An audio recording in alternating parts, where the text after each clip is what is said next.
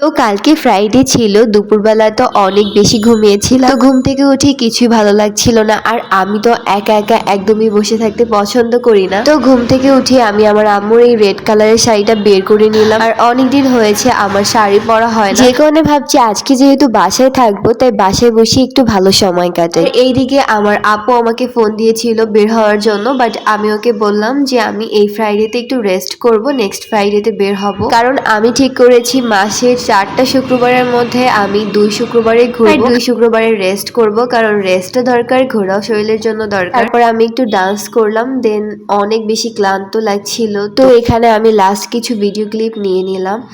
আর শাড়িটার সাথে আমি ব্ল্যাক কালারের ব্লাউজ পরেছিলাম, কারণ এটার সাথে আগে আমার রেড কালারের পরা হয়েছে, আর ব্ল্যাকটা পরলে একটু অন্যরকম লাগে, যেই কারণে এই কালারটাই পরা।